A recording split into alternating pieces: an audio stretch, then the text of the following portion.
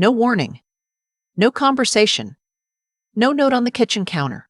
I came home to find my own front door wouldn't open. I stood there on my porch for a full minute, trying the key again and again, thinking maybe it was me. Maybe I was doing something wrong. My hands were shaking a little. Not from fear, just from the cold, I told myself. It was nearly 7 in the evening, and the October air had turned sharp. I tried once more. The key went in but wouldn't turn. That's when I knew. My son-in-law had changed the locks on my house. My house. The one I'd owned for 22 years. The one where I raised my daughter. Where I painted the front door red myself with a roller brush on a Saturday afternoon in 2009 because I wanted something that felt like mine, truly mine, after my husband passed. I sat down on the porch step, not because I was dramatic about it, just because my legs decided they were done standing. Let me go back to the beginning, because this didn't happen overnight. It never does. My name is Marissa. I'm 64 years old. I spent 31 years as a school librarian in a small town in central Ohio, which means I know how stories work. I know that the villain never announces themselves at the door. They come in smiling, carrying a casserole dish. My daughter. I'll call her my daughter throughout because that's what she is to me, whatever else has happened. Married her husband 6 years ago. I'll call him my son-in-law. He was charming in the way that certain men are charming when they want something. Quick with a compliment, good at making you feel seen in a room full of people. I liked him well enough at first. I want to be honest about that. I wasn't suspicious. I was happy for her. They lived in Columbus for the first 4 years. An apartment, then a rental house. They had my granddaughter who is 4 now and has her mother's eyes and, bless her, her great-grandmother's stubbornness. I drove up to see them every few weeks. Life felt normal. Then my son-in-law lost his job. He'd been in sales, medical equipment, and apparently the company restructured, which was the word he used, restructured. He said it the way people say it when they don't want to say the actual word, which is laid off. My daughter was working part-time as a dental hygienist while also managing most of the child care, so they were suddenly very short. 2 months behind on rent. Credit card debt I didn't know about until my daughter called me crying one Thursday night in February. I offered for them to stay with me. Of course I did, she's my daughter. What was I supposed to say? My house has 3 bedrooms. My granddaughter could have the small room with the yellow wallpaper, which had been a storage room since my youngest left for college. My daughter and her husband could have the guest room. It would be tight, but temporary. That was the word we used. Temporary. They moved in on a Saturday in March. I made pot roast. My son-in-law carried boxes and said the house was beautiful. Said he'd always loved it. Said he hoped they could make it comfortable for me while they were here. I remember thinking that was a slightly odd way to phrase it. Comfortable for me. But I let it pass. I was just glad my daughter wasn't crying on the phone anymore. The first month was fine. Not perfect, but fine. There were adjustments. My son-in-law kept different hours than I did, which meant the television was on late into the night when I preferred quiet. My daughter reorganized the kitchen without asking me, moved my everyday dishes to the high shelf I can't reach comfortably, put her things on the lower ones. I mentioned it gently once. She said it made more sense for the way they cooked. I moved on. The second month, my son-in-law started working from home for a new position he'd found. This meant he needed the dining room for calls from 9 to 5. I ate my lunch in my own bedroom for 6 weeks because he needed quiet and professional background in the room where I'd eaten every meal for 2 decades. I didn't say anything. I told myself it was temporary. I told myself this is what family does. But here's what I've learned about silence. People take it as permission. If you don't object, you're agreeing. If you don't push back, you're endorsing. My silence said this is fine. And so things continued to become less fine. He started having opinions about my house that he shared openly. The living room furniture was dated. The carpet in the hallway was worn. The garden in the back was wasted space, and wouldn't a small deck look nice out there? At first, he phrased these as questions. After a while, he stopped phrasing them as questions. One evening, I came home from my book club. I go every other Thursday, small group. We've been reading the same author for 3 months. And I found 2 of the throw pillows from my sofa on the curb with a piece of tape that said, "Free." I stood in my own living room and stared at the sofa for a long time. Those pillows weren't expensive. That's not the point. The point is that someone had decided, without asking me, that my things were disposable. I asked my daughter about it that night. She said they were old and she'd found nicer ones at a discount store. She seemed genuinely confused about why I was bothered. I tried to explain that the issue wasn't the pillows. She said I was making things difficult. I went to bed and didn't sleep well. By month 4, I had started to feel like a guest in my own home. Not a welcome guest. The kind who has overstayed but doesn't know how to leave because it's actually their house. My son-in-law began using my car on weekdays because his was in the shop. Weeks passed. The car stayed in the shop. I never saw a bill. I started asking my neighbor to drive me to my grocery errands on Tuesday mornings. She never asked why, and I never explained. I want you to understand something. I am not a passive person by nature. I have opinions. I have standards. I spent 3 decades managing a library and advocating for book access for children and occasionally standing in front of a school board to say things people didn't want to hear. I am not someone who is easily pushed around. But there is something that happens when the people doing the pushing are your own family.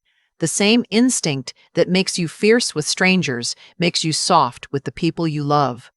You keep thinking, if I just wait a little longer, if I give a little more, if I don't make it into a fight, maybe it won't become one. The fight came anyway. It was a Sunday in late September. My daughter's friend was getting married up in Cleveland. A small ceremony. Just close friends. My daughter asked if I could watch my granddaughter for the weekend while they both went up.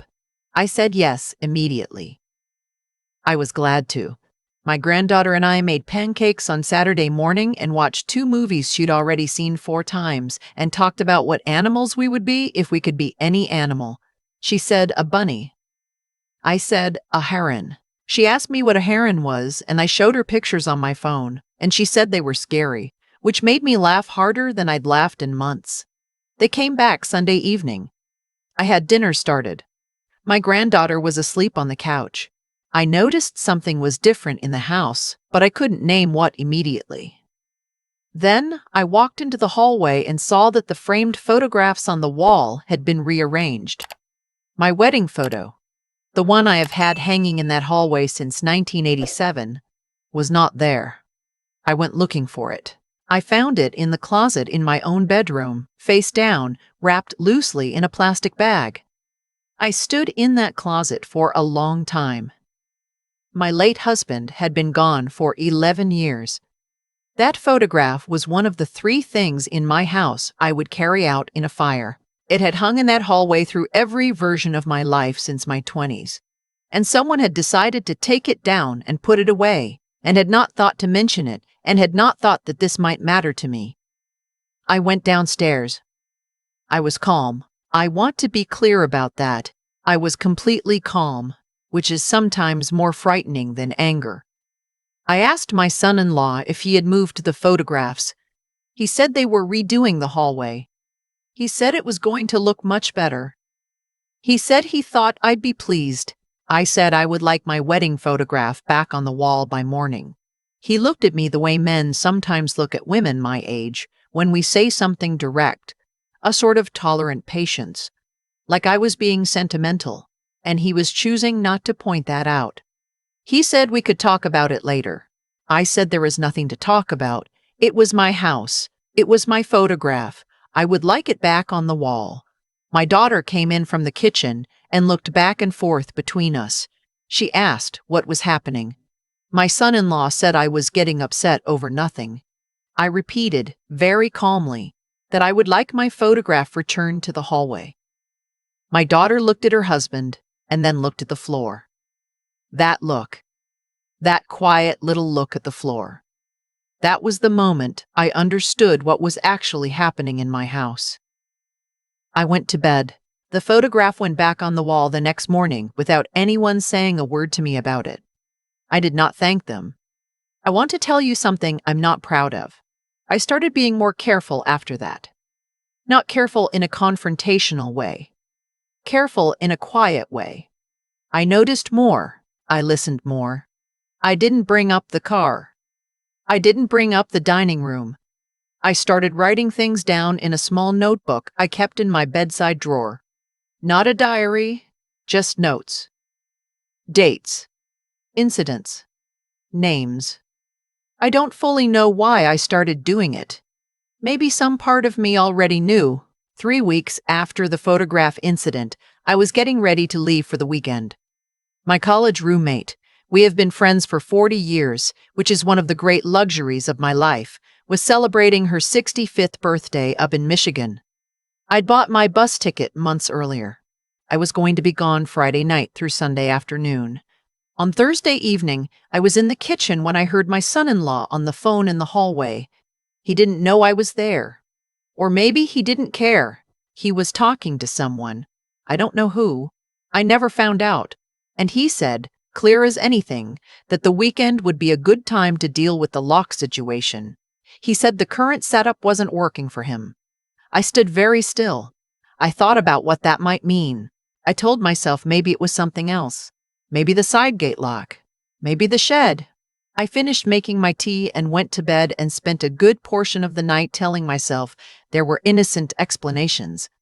I went to Michigan the next morning. My college roommate's birthday was everything it should have been. 3 of us who've known each other since 1980, good wine, terrible dancing in her kitchen, conversations that started about one thing and ended somewhere completely different. I needed it more than I'd let myself admit.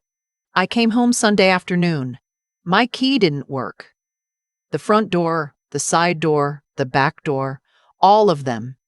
I walked around my own house trying every entrance I had a key to. I stood in my driveway in October with my overnight bag and my bus ticket stub still in my coat pocket and my heart doing something I can only describe as very loud. I called my daughter's phone. It went to voicemail. I called again. Voicemail. My son-in-law's phone rang once and then stopped, like someone had declined the call. I sat in my car.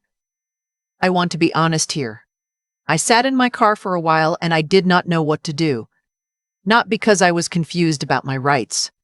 I knew it was my house. I knew I had options. But there's something about being locked out of the place you've called home for more than 20 years by your own family that doesn't feel like a legal problem at first. It just feels like grief. I allowed myself 20 minutes of that. Then I got out of the car. I called my neighbor, the one who drives me to groceries on Tuesdays. I explained the situation as plainly as I could. She came outside in about 30 seconds. She didn't say I told you so, which is one of the reasons I love her. She said, do you want to come in or do you want me to call someone with you? I said I needed to call someone. I called a locksmith first. He arrived in 40 minutes. I showed him my driver's license with this address, my car registration with this address, a utility bill from last month with this address. He didn't ask many questions. He had me back inside in 20 minutes. Then I called the non-emergency police line and told them what had happened. An officer came and took a report. He explained clearly that as the homeowner, I had every right to be there, and that what had occurred, changing the locks of a property owner without their consent, was not something the residents had authority to do. He was matter-of-fact about it, which I appreciated. My daughter and son-in-law came home at 9 that evening. The lights were on in the house. My car was in the driveway. They knew before they put their key in the door that something had changed. I was in the kitchen. I had eaten dinner. I had made a cup of tea. I had written several things in my small notebook. My daughter came in first. She looked at me in a way that was somewhere between guilty and defensive, which is a specific combination I recognize from when she was 15. I let her talk first. She said they'd only done it because things had felt uncertain. She said they were just trying to feel more settled. She said she was sorry if I was upset. I noticed she didn't apologize for the act itself. My son-in-law came in. He stood in the doorway and said they had assumed I would understand. I told them I understood exactly. I told them that this was my home, not our home, not a shared arrangement, mine. That I had been more than generous for more than 6 months. That I had given them space and time and privacy and use of my car and use of my dining room, and I had not once asked them for rent or contribution to utilities or even acknowledgement. I told them that what happened that weekend was the last thing that was going to happen without my direct response. My daughter started crying. I felt the old pull of it, the urge to soften, to say it was fine, to make her feel better. I recognized the pull, and I didn't follow it. I sat at my kitchen table and waited until she was done. I told them they had until the first of the month to find other arrangements. That was 2.5 weeks away. My son-in-law said that wasn't reasonable. I said it was what was happening. He said they had nowhere to go. I said I was sorry to hear that, and I suggested they start looking in the morning. My daughter said I was being cold. I thought about that word, cold. I thought about the photograph in the closet, the pillows on the curb, the dining room that wasn't mine anymore, the car in someone else's driveway, the weeks of Tuesday morning grocery trips with my neighbor because I was being quietly managed out of my own life. I said, I love you. That is not cold. What I'm doing right now is the opposite of cold. A cold person would have changed their locks. They moved out on the 28th. My daughter barely spoke to me in those 2.5 weeks. My son-in-law was elaborately civil, which was its own kind of pointed silence. My granddaughter didn't understand what was happening, which was hard. I held her as much as I could in those last days. The morning they left, I stood in my kitchen and made coffee in the quiet and listened to the house. It sounded like mine again. I called my attorney the following week. I'd already spoken with him once, during the lock incident, just a brief call to understand my options. Now I made some formal changes. Nothing punitive, just practical. I updated some documents. I clarified some things that had been left vague. The attorney nodded through most of it and at the end said, "You should have done this when they first moved in." I said, "Yes, I know that now." I repainted the front door. Same red. The exact same red. I'd kept the paint code on a sticky note inside the cabinet above the washing machine for 15 years because I always knew I'd want to use it again. 2 coats on a Saturday afternoon in November, same as the first time. My daughter and I have spoken, slowly, carefully.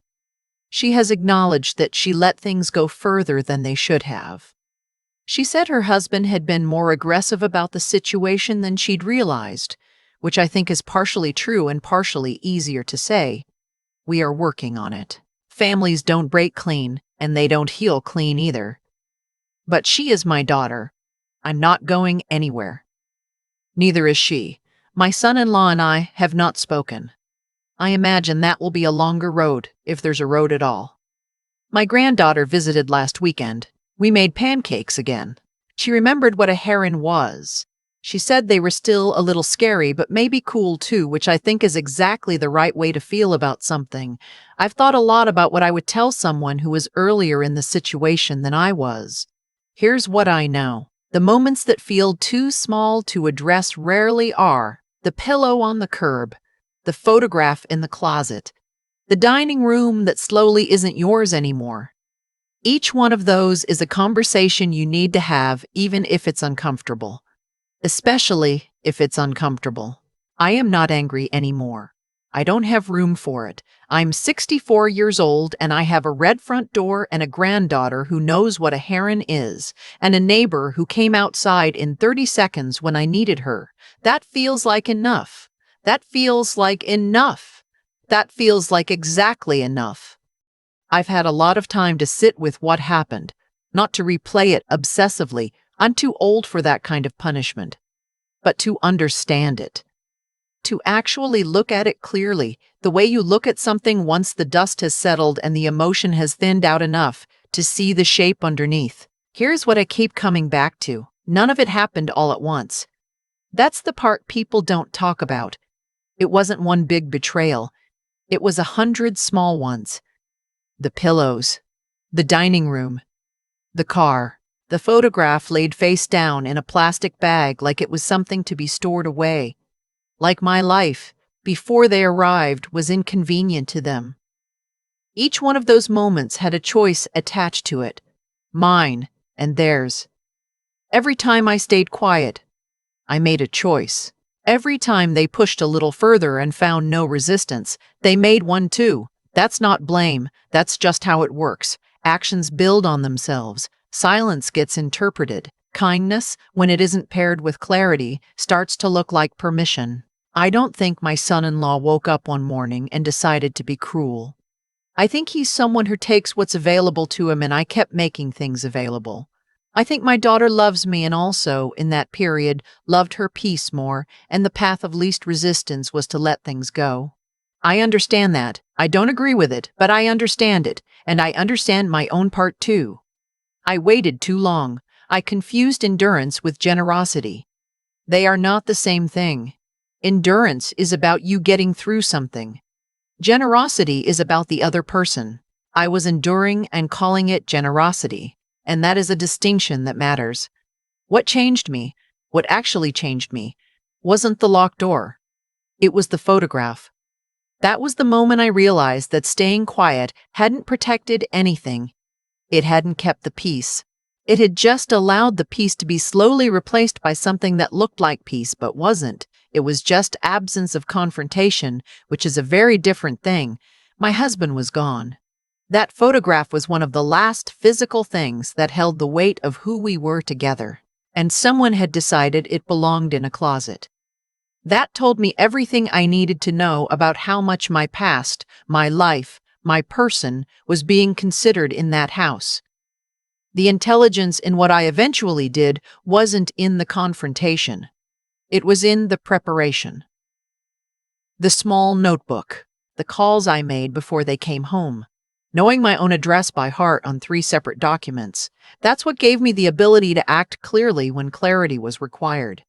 You can't think straight when you're panicking, and I didn't panic because I had already thought. That kind of readiness isn't paranoia. It's respect for yourself, a decision that your life, your home, your history is worth protecting before something goes wrong, not after. And the courage part. Because it did take courage, sitting at that kitchen table and saying what I said without softening it. The courage wasn't something I manufactured in the moment. It had been building quietly for months. Every time I wrote something down, every time I noticed and didn't look away.